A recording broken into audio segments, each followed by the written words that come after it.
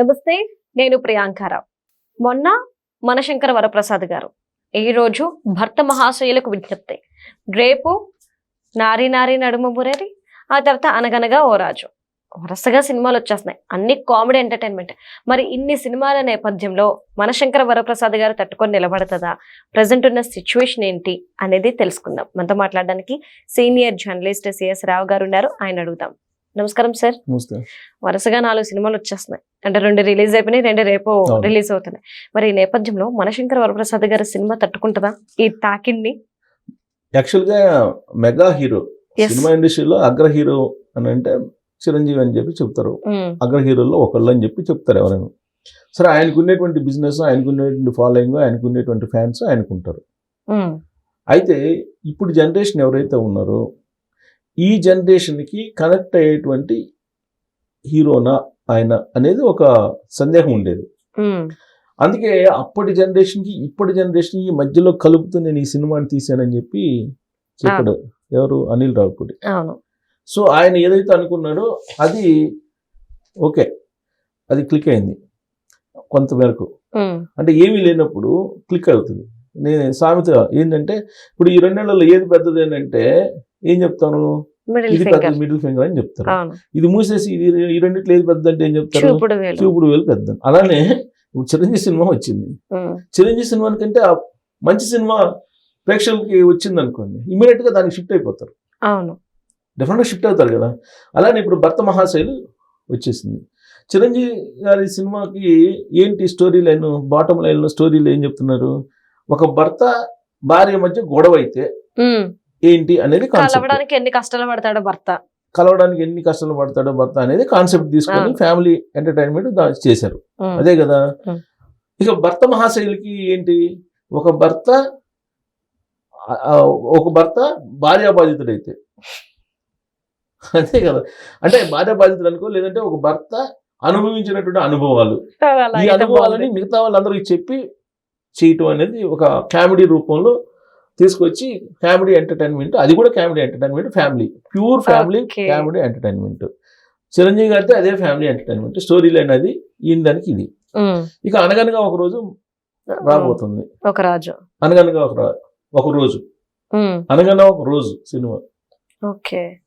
So ఆ cinema రాబోతుంది. అది కూడా ఏంటి, అది కూడా సేమ్ ఫ్యామిలీ ఎంటర్టైన్మెంట్. కాకపోతే అక్కడ అది నవీన్ పోలిసిట్ అంటే దాని కొంచెం యూత్ లో ఫాలోయింగ్ ఉంది. దాంట్లో రొమాన్స్ లో కామెడీ ఇది డిఫరెంట్. రొమాన్స్ లో కామెడీ, మామూలుగా అయితే రొమాన్స్ కామెడీ చేయలేరు కదా, చేయలేరు. రవితేజ ఆయన జోనర్ వేరే, ఆయన సినిమా రిలీజ్ అయింది, అది హిట్ టాక్ వచ్చింది. నిన్న చిరంజీవి సినిమా కన్నా కూడా ఈ సినిమా ఇంకా ఎక్కువగా బాగుందని చెప్పేసి అంటున్నారు. అయితే కలెక్షన్స్ మీద డెఫినెట్ గా అది మన శంకర వరప్రసాద్కి డెఫినెట్ గా ఎంతో కొంత ప్రభావం ఉంటుంది. ఒకటి. 2, ఇప్పుడు రేపు 2 సినిమాలు వస్తున్నాయి, అనగానే ఒక రోజు ప్లస్ నడుమ మురారి. ఇది కూడా ఫ్యామిలీ ఎంటర్టైనర్. ఏది నారి నారి నడుమ మురారి కూడా ఫ్యామిలీ ఎంటర్టైనర్. మొత్తం సంక్రాంతి కోసం ఫ్యామిలీ ఎంటర్టైన్మెంట్ దిగిపోయింది. దాని స్టోరీ లైన్ ఏంటి, ఒక 2 లవర్స్ పెళ్లి చేసుకుంటారు, మాజీ లవర్ కలిసిద్ది మధ్యలో, శర్వానంద్కి కలిసినప్పుడు వాళ్ళిద్దరి మధ్య నడిచేటువంటి డ్రామా ఏంటి సార్, మొత్తం అంతా భార్యల మీదను లవర్స్ మీద తీసేసారు సంక్రాంతి కోసం, ఇళ్లలో గొడవలు అయిపోతాయేమో. ఇది కూడా కామెడీ, ఇది కూడా ఫ్యామిలీ డ్రామా. ఫ్యామిలీ డ్రామాలో కామెడీ చూపించారు. సో అంటే సంక్రాంతికి వచ్చినటువంటి అన్ని సినిమాలు ఒక సంతోషకరమైన న్యూస్ ఏంటంటే చెప్పుకోవడానికి, మనకి కుటుంబ సమేతంగా వెళ్ళేటువంటి సినిమాలే అవన్నీ కూడా. ఎక్కడా కూడా వల్గర్గా కానీ, ఎక్కడా కూడా ఇబ్బందికరమైనటువంటి డైలాగ్స్తో కానీ లేనటువంటి సినిమాలు. ఇది హైలైట్. జనరల్గా ఒక మోస పద్ధతి ఉంటుంది కదా సినిమాల్లో, ఒక ఫైటు, ఒక క్లబ్ డ్యాన్సు, ఒక వ్యాప్ క్యారెక్టరు, ఇలా ఉంటాయి కదా మోస పద్ధతుల్లో. ఒక స్పెషల్ సాంగ్ ఒకటి పెట్టి సగం బట్టలతో డ్యాన్స్ చేస్తుంటారు కదా. అలాంటి సిచ్యువేషన్, మోస పద్ధతి లేకుండా మొత్తం మీద అన్ని ఇంచుమించుగా ఫ్యామిలీకి సంబంధించినటువంటి అంశాన్ని తీసుకొని, బరువైనటువంటి కథలు ఏదీ లేవు వీటిల్లో. 4 బరువైనటువంటి కథ ఏదీ లేదు. నారీ నారీ నడుము మురారిలో లేదు, అనగనగా ఒక రోజులో లేదు, అలాగే ఈ సినిమాలో లేదు, భర్త మహాశైలికి లేదు, అలాగే చిరంజీవి సినిమా మనశంకర వరప్రసాద్కి లేదు. ఉన్న దాంట్లోనే స్క్రీన్ ప్లేని అద్భుతంగా, కాకపోతే రొమాన్స్ కామెడీ నవీన్ పోల్శెట్టిది. సో దాంట్లో పాజిటివ్ పాయింట్స్ నెగిటివ్ పాయింట్స్ తీసుకుంటే ఆల్రెడీ ట్రైలర్స్ 2 సినిమాలకు రిలీజ్ అయినాయి, రేపు సినిమాలు రిలీజ్ కాబోతున్నాయి. సో దాంట్లో పాజిటివ్ పాయింట్స్ తీసుకుంటే కనుక మనం ఏది నవీన్ పోల్శెట్టి అలాగే శర్వానంద్ సినిమాల్లో నారీ నారీ నడుము మురారి తీసుకుంటే రేపే రిలీజ్ అవుతుంది. శర్వానంద, సంయుక్త మేనన్, సాక్షి వైద్య, శ్రీ విష్ణు, వీళ్ళు ఇది ఆర్టిస్టులు. దీని ఇందాక చెప్పాను కదా, ఒక ప్రేయసి అంటే సంయుక్త మీనన్ ఫస్ట్ తిరిగి వచ్చి లైఫ్ ని కాస్త కన్ఫ్యూజన్ లో పడేస్తుందంట. ఈ లవర్ ఇవే. సో ఇద్దరు లవర్ల మధ్య జరిగేటువంటి ప్రేమ కథ ఇది శర్వానంద్. వాళ్ళిద్దరి మధ్య, ఇద్దరు అమ్మాయిల మధ్య ఎలా బ్యాలెన్స్ చేస్తాడు అనేది కాన్సెప్ట్. దీనిలో ఫ్యామిలీ, ఎమోషన్స్, కామెడీ ఇవి మిక్స్ అయి ఉంటాయి. ఈ సంక్రాంతికి పర్ఫెక్ట్ అని చెప్పి వాళ్ళు చెప్తున్నారు. పాజిటివ్స్ ఏంటంటే శర్వానంద్ కామెడీ టైమింగ్ ప్లస్ అతనికి ఉండే చామ్ పర్సన్ కదా. తర్వాత లాంగ్ టైం తర్వాత ఇతను మళ్ళీ రావడం అనేది కొంత వాళ్ళ అభిమానులకి వెయిట్ చేస్తున్నారు. ట్రైలర్ నచ్చింది. క్లీన్ సిచ్యువేషన్ కామెడీ, సిచ్యువేషన్ లేకుండా కామెడీ పెడతారు సినిమాల్లో, కానీ ఈ సినిమాల్లో సిచ్యువేషన్ కి అనుగుణంగా కామెడీ, జనరల్ కామెడీ పెట్టాలి కాబట్టి ఏదో ఒక స్క్రీన్ రాసుకుని కామెడీ పెడతారు. అటు కాకుండా కథకి రిలేటెడ్ కామెడీ అనేది దీంట్లో ఉంటుందని. అలాగే ఇద్దరు హీరోయిన్స్ దీంట్లో కెమిస్ట్రీ బాగా కుదిరిందని చెప్తున్నారు. దీంట్లో హైలైట్ ఏంటంటే వెన్నెల కిషోర్ ఉన్నాడు, సుదర్శన్, సత్య, వీళ్ళు కామెడియన్స్. వీళ్ళకి సపోర్ట్గా శ్రీ విష్ణు స్పెషల్ రోల్ ఒకటి చేశాడు. విశాల్ చంద్ర మ్యూజిక్, బ్యాక్గ్రౌండ్ స్కోర్ కూడా కొంచెం ఎనర్జెటిక్ గాను కొంచెం కొత్తగా ఉంది అనేది ఒకటి పాజిటివ్ పాయింట్. అదే ట్రైలర్ కనుక చూస్తే ఎమోషనల్ టచ్ ఇస్తున్నట్టు అనిపిస్తుంది.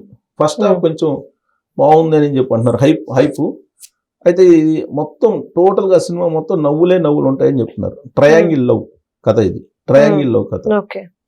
సో ఇది నెగిటివ్ పాయింట్స్కి వచ్చేటప్పటికి కథ పెద్దగా బరువైంది లేదు, రొటీన్ లాగా అనిపిస్తుంది. సెకండ్ హాఫ్ మాత్రం ఎమోషనల్ అయ్యి కొంత స్లోగా ఉంటుంది అనేది టాలీవుడ్ లో టాక్. ఇంకా సినిమా రిలీజ్ కాలేదు కదా, యుఎస్ రివ్యూ నేను చెప్తుంది, యుఎస్ వీకర్ రివ్యూలు. కొంచెం కాంపిటీషన్ హై ఉన్నందువల్ల దీని ఎలా ఉంటుంది అనేది, దీనికి ఎలా రేటింగ్ ఉంటుంది అనేది చూడాలి. అనేది అంటే బాగానే ఉంటుంది, చూడొచ్చు, ఫ్యామిలీ మొత్తం వెళ్ళి అని చెప్పి చెబుతున్నారు. ఇక అనగనగా ఒక రోజుకి వచ్చేసి హైలైట్ పాయింట్స్ ఏంటంటే పాజిటివ్ పాయింట్స్. నవీన్ పోల్శెట్టి ఒక పాజిటివ్, అంతే కదా. తర్వాత హీరోయిన్ మీనాక్షి చౌదరి, లాస్ట్ సంక్రాంతికి హిట్ కొట్టింది మీనాక్షి చౌదరి హీరోయిన్. సో వీళ్ళిద్దరు క్యారెక్టర్స్ బాగానే ఉన్నాయి. Director Mari, music Mickey J Meyer. So music highlight, super highlight గా. సో అదొక పాజిటివ్. తర్వాత రొమాంటిక్ కామెడీ, ఇది పాజిటివ్. అది అంటే వీళ్ళ కన్నా కూడా ఫ్యామిలీ ఎంటర్టైనర్ కూడా ఉంటుంది దీంట్లో. రొమాంటిక్ కామెడీ ఇది ఒక 140 నిమిషాలు, అంటే 1 గంట 20 నిమిషాలు దీన్ని నీడివి.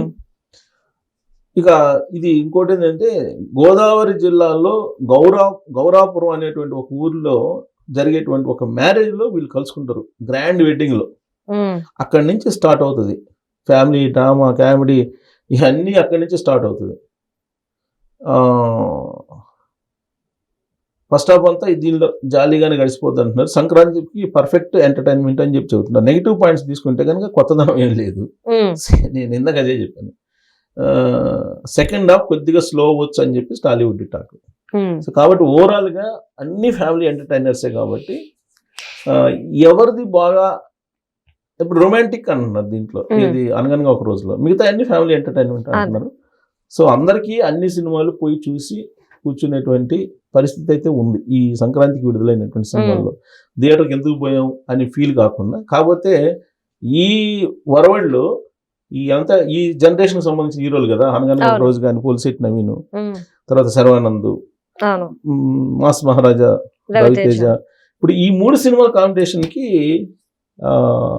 ఇప్పుడు మన శంకర్ వరప్రసాద్ ఎంతవరకు నిలబడతాడని మనం చూడాలి. Right thank you so much sir.